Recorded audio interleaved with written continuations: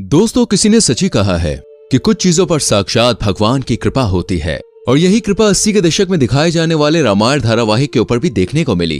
तभी तो बालक रूपी भगवान राम और कौवे वाले सीन को लेकर कलाकारों का कई घंटों तक भूखे प्यासे काम करना, ये सब कुछ ऐसे हुआ मानो ईश्वर खुद इस धारावाहिक को बना रहे हो। लेकिन ये सब हुआ कैसे और किस तरह इस धारावाहिक को शूट करने के दौरान कलाकारों ने वो चमत्कार अनुभव किए जिसकी कल्पना कर पाना भी असंभव लगता है। 78 एपिसोड्स के रामायण धारावाहिक में दोस्तों ऐसी बहुत सी घटनाएं घटी हैं जिनके बारे में जानकर आपके भी होश उड़ जाएंगे। 1987 में दूरदर्शन पर देश के सबसे पहले धार्मिक सीरियल रामायण का प्रसारण हुआ था। रामानंद सागर ने सीरियल को बनाने में पानी की तरह पैसे बहा दिए। बहुत ही कम लोग ये बात जानते हैं कि सुपर डुपर हिट होने वाले रामायण धारावाहिक को सूचना और प्रसारण मंत्रालय से कई बार रिजेक्शन का सामना भी करना पड़ा, जिसके चक्कर में रामानंद सागर ने कितनी ही बार सरकारी दफ्तरों के चक्कर भी लगाए, तब जाकर रामायण को प्रसारित करने की इजाजत मिली थी। सबसे पहले रामानंद सागर ने रामायण का दोस्तों एक सैंपल एपिसोड सूचना और प्रसारण मंत्रालय के अधिकारियों को दिखाया, जिसके बाद उन्होंने पहली दफा रिजेक्ट कर दिया था। सरकारी अधिकारियों के अनुसार इस धारावाहिक में माता सीता को कट स्लीव्स पहने हुए दिखाया गया था। साथ ही उन्होंने कुछ और बदलाव का भी जिक्र किया, जिसके बाद रामानंद सागर ने दोबारा से शूटिंग करके पहला एपिसोड तैयार करवाया और फिर उसको दिखाया गया। लेकिन उस एपिसोड को भी प्रसारण मंत्रालय द्वारा रिजेक्ट कर दिया गया और फिर एक बार और रामानंद सागर ने सैंपल एपिसोड तैयार किया, लेकिन उसे भी रिजेक्ट कर दिया गया। देश में पहली बार धार्मिक सीरियल तैयार किया जा रहा था जिसका प्रसारण टीवी पर होना था, इसलिए इस बात का सुनिश्चित होना बहुत जरूरी था कि किसी भी प्रकार की कोई कमी न रह जाए जिससे लोगों की धार्मिक भावनाओं को ठेस न पहुंचे। रामानंद सागर ने खुद एक इंटरव्यू में ये बात बताई थी कि सूचना प्रसारण मंत्रालय में चक्कर काट काट कर मेरे 2-3 जोड़ी जूते घिस चुके हैं, लेकिन आखिरकार 2 साल के बाद रामायण को हरी झंडी मिल गई और तब जाकर इसे दूरदर्शन पर प्रसारित करने का मौका मिला। उस समय फिल्में जितने बजट में बन के तैयार होती थी, उससे ज्यादा पैसों में दोस्तों रामायण का एक एपिसोड तैयार किया जाता था। सबसे ज्यादा मजेदार इस धारावाहिक की शूटिंग के किस्से हैं, क्योंकि दोस्तों रामायण को शूट करने के लिए सही लोकेशन का ढूंढना बहुत जरूरी था, जिसमें काफी दिक्कतों का सामना भी करना पड़ा। वो एक ऐसी जगह चाहते थे जहाँ पहाड़, नदी, समुद्र और पेड़ पौधे सब कुछ हो, और मुंबई जैसी भीड़ भाड़ वाली जगह पर इस तरह का शूट कर पाना बहुत ही मुश्किल और महंगा था। ऊपर से रामायण में कई सारे किरदारों की जरूरत थी। इस वजह से शूटिंग के लोकेशन को लेकर रामानंद सागर ने भारत के कई सारे शहरों के चक्कर लगाए और फिर हरि भाई नाम के एक व्यक्ति ने उन्हें गुजरात में मौजूद एक बेहतरीन जगह का नाम बताया, और ये जगह थी दोस्तों उमर गांव, जहां रामानंद सागर गए और उन्हें ये जगह भा गई, जिसके बाद सारी शूटिंग यहीं पर शुरू की गई। धारावाहिक के निर्माता निर्देशक रामानंद सागर के बेटे प्रेम सागर ने अपने एक इंटरव्यू में ये बात बताई कि सीरियल के निर्माण के पीछे दिव्य शक्तियों और साधुओं का मार्गदर्शन भी था, जिसके साक्षी वो स्वयं थे। वही बाल स्वरूप भगवान राम और काकभूषणी वाले सीन से जुड़ा एक किस्सा उन्होंने साझा किया। वो बताते हैं कि काकभूषणी बालक राम की परीक्षा लेने के लिए आते हैं, जिसके बारे में आपको भी पता होगा, लेकिन कौवे वाले सीन को फिल्माना दोस्तों बहुत कठिन था। एक तरफ एक नन्हा बालक, दूसरी तरफ कौवा, आखिर कैसे शूटिंग हो? सबसे पहले तो बड़ी मुश्किल से कौवा पकड़ा गया और उसे सेट पर लाया गया। लाइट और कैमरा ऑन हुआ और तब रामानंद सागर कौवे के पास गए और हाथ जोड़कर उसे प्रणाम किया और बोले कि हे काकभूषणी जी, मैं संकट में हूँ, कृपया मेरी सहायता करिए। इसके बाद जो हुआ उसे देखकर दोस्तों हर कोई हैरान था। एक मंझा हुआ कलाकार जिस तरह काम करता है, ठीक उसी तरह कौवा भी काम कर रहा था।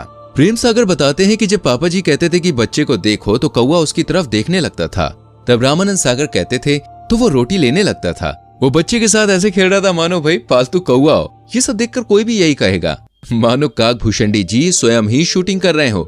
लेकिन जैसे ही कैमरा और लाइट ऑफ हुई, कौवा उड़कर ना जाने कहां गायब हो गया। रामायण में माता सीता का किरदार निभाने वाली दीपिका चिखलिया के अनुसार रामानंद सागर हर एक सीन को बिल्कुल परफेक्ट तरीके से करना चाहते थे। उन्हें किसी भी प्रकार की कमी नहीं चाहिए थी। वो रात में 2-3 बजे तक शूटिंग करते, इसलिए दीपिका पूरे महीने सेट पर ही बिताती। उनका मुंबई आना जाना भी नहीं हो पाता था। और आपको बता दें, जब रामायण की शूटिंग हुई तो उस टाइम दीपिका की उम्र सिर्फ 15 साल थी, और जब उन्हें ये रोल ऑफर हुआ तो उन्हें इस बात का बिल्कुल भी अंदाजा नहीं था कि ये सीरियल इतिहास रचने वाला है। दीपिका ने अपने एक इंटरव्यू में ये बात बताई कि सीता का किरदार करने के बाद उन्होंने कभी भी छोटी ड्रेस पहनी ही नहीं। दोस्तों रामायण में काम करने वाले हर एक किरदार को लोग बिल्कुल असली समझते थे। भगवान राम का किरदार निभाने वाले अरुण गोविल को देखकर लोगों को ऐसा लगता कि जैसे भगवान राम आ गए हो। वो जहाँ कहीं भी जाते लोग इनके पैरों पर गिर जाते। यहाँ तक कि आज भी अरुण गोविल को लोग भगवान राम कह के ही बुलाते हैं। पर बहुत ही कम लोग ये बात जानते हैं कि भगवान राम के किरदार के लिए अरुण गोविल को पहले रिजेक्ट कर दिया गया था। जी हाँ, लेकिन बाद में इनकी मासूम और प्यारी मुस्कान को देखकर रामानंद सागर ने इन्हें अपना राम चुन लिया। वैसे अरुण गोविल से जुड़ा हुआ एक बहुत ही इंटरेस्टिंग किस्सा है, वो ये है कि जब भरत के द्वारा भगवान राम को ये सूचना मिलती है कि राजा दशरथ नहीं रहे, तो उस समय कैसा एक्सप्रेशन देना चाहिए ये तय कर पाना अरुण साहब के लिए बहुत मुश्किल था, क्योंकि वो एक भगवान का किरदार अदा कर रहे थे और भगवान रो नहीं सकते और चेहरे पर उदासी का भाव लाने नहीं देना था, क्योंकि भगवान राम को पहचाना ही उनकी सादगी और हर परिस्थिति में स्थिर रहने के कारण जाता था। इसलिए ये सीन अरुण जी के लिए बहुत ही चैलेंजिंग था, लेकिन बाद में उन्हें इस सीन के लिए खूब तारीफें भी मिली। यहाँ तक कि भगवान राम की आंखों में आंसू देखकर जनता के भी आंसू छलक पड़े। लोग ये महसूस कर पा रहे थे कि पिता के जाने का गम भगवान राम को कितना हुआ है। भगवान राम के परम भक्त हनुमान जी का किरदार निभाने वाले दारा सिंह जी को भला कौन भूल सकता है। उन्होंने पर्दे पर इस किरदार को दोस्तों एकदम जीवंत बना दिया। लेकिन बहुत ही कम लोग ये बात जानते हैं कि जब रामानंद सागर ने उन्हें ये रोल ऑफर किया तो उन्होंने इसे करने से साफ मना कर दिया था, क्योंकि उस समय दारा सिंह 60 साल के हो गए थे। इसलिए अपनी उम्र का हवाला देकर उन्होंने काम करने से इनकार कर दिया। पर जब रामानंद सागर जी ने काम करने के लिए जिद करी, तब जाकर उन्होंने हनुमान जी का किरदार निभाने के लिए हाँ कह दिया, क्योंकि रामानंद सागर जानते थे कि अगर इस आइकॉनिक किरदार को कोई बलशाली इंसान कर सकता है तो वो सिर्फ दारा सिंह ही है। और इस किरदार को निभाने के लिए दारा सिंह ने अपनी श्रद्धा से चिकन मटन जैसी सभी चीजों को त्यागने की शपथ ली थी। दारा सिंह हनुमान जी के बहुत बड़े भक्त थे, इसलिए उन्होंने ये कहा था कि जब तक वो शूटिंग पूरी नहीं कर लेते तब तक वो चिकन मटन को हाथ भी नहीं लगाएंगे। और दोस्तों, नटखट लेकिन तेज लक्ष्मण का किरदार निभाने वाले सुनील नेहरी को भी लोगों ने खूब पसंद किया। अपनी शूटिंग के दिनों को याद करते हुए वो कहते हैं कि जब रामायण की शूटिंग शुरू होती थी तो कई सारे कलाकार पानी पीना तक छोड़ देते थे और वो 5-6 घंटे तक पानी नहीं पीते थे, क्योंकि रामायण की शूटिंग के समय आज जितनी सुविधाएं नहीं थी। सेट पर वॉशरूम की काफी दिक्कतें थी, जिसकी वजह से लोग पानी तक नहीं पीते थे, क्योंकि अगर पानी पिएंगे तो टॉयलेट जाना पड़ेगा और गांव में ऐसी कोई भी सुविधा नहीं थी। इसलिए लोग पूरे फोकस के साथ सिर्फ और सिर्फ शूटिंग पर ध्यान देते।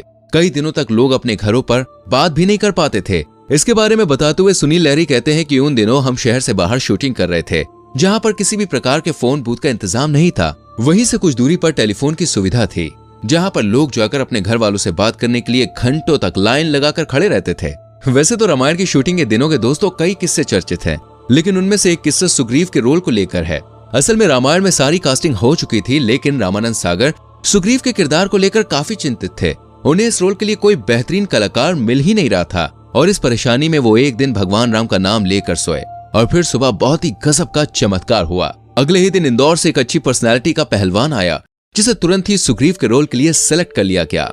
और ये रोल निभाने वाला कोई और नहीं बल्कि दोस्तों श्याम सुंदर थे, जिनका हाल ही में निधन हुआ है। और इस तरह के कई सारे किस्से रामायण की शूटिंग के दौरान हुए, जिन्होंने इस धारावाहिक को दोस्तों हमेशा हमेशा के लिए अमर करके सबके दिलों में बसा दिया। ये धारावाहिक आज भी बहुत ही खास और नायाब है और 100 साल बाद भी जब लोग इसे देखेंगे ना तो ये उतना ही अच्छा लगेगा, कमाल का लगेगा कि सबके दिलों में उतर जाएगा। बाकी सीरियल के बारे में आपका क्या ख्याल है, हमें कमेंट करके जरूर बताना। वीडियो को लाइक और शेयर करना। आने वाली वीडियोस को देखने के लिए चैनल को सब्सक्राइब करके बेल आइकन प्रेस करें, जिससे आने वाली वीडियोस आपसे मिस ना हो। गाइस, मिलते हैं अगली वीडियो में। अपना बहुत ख्याल रखें। Bye bye, take care.